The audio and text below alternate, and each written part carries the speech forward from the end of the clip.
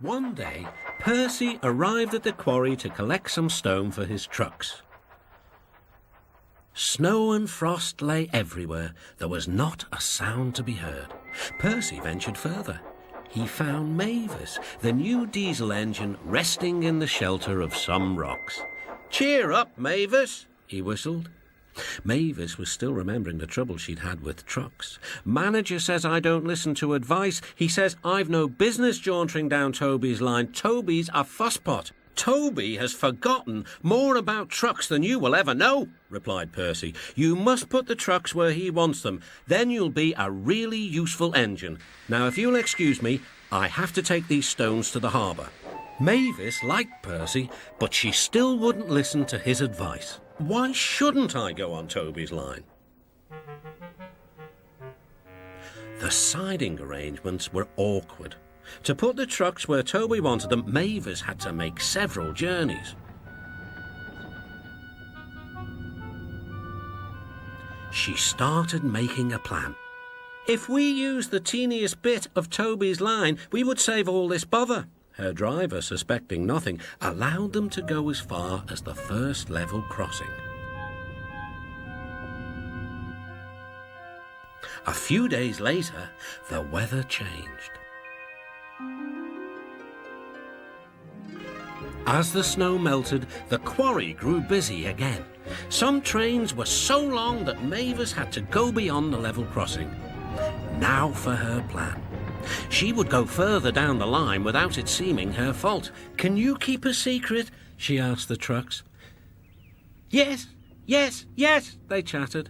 "Will you bump me at the level crossing and tell no one I asked you?" The trucks promised.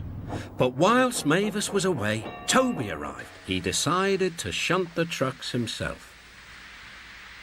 The trucks decided to bump him anyway. They reached the level crossing and Toby's brakes came on. This was the signal for the trucks. "On, on!" they yelled. Toby was away with the trucks screaming and yelling behind him. No one realised that melted snow had turned a stream into a torrent and the bridge above it was about to collapse. The rails were now like a tightrope across the thundering water.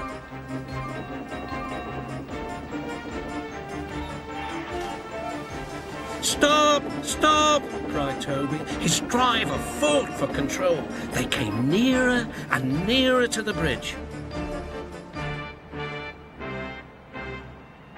The driver braked hard. Toby stopped, still on the rails, but with his wheels treading the tightrope over the abyss.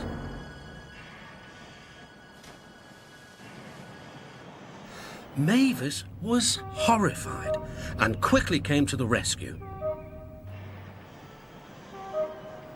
Workmen anchored Toby with chains whilst she pulled the trucks away. Then she helped Toby to safety.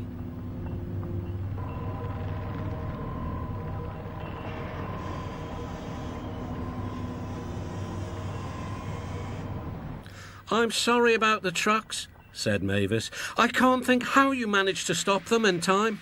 "Oh, well," said Toby, "my driver told me about circus people who walk tightropes, but I just didn't fancy doing it myself." Later, the Fat Controller arrived.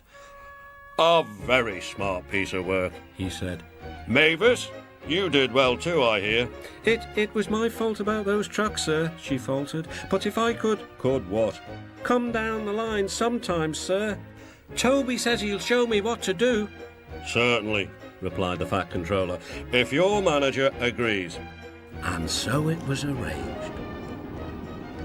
Now Mavis is as happy as can be, and the Fat Controller thinks she's really useful indeed.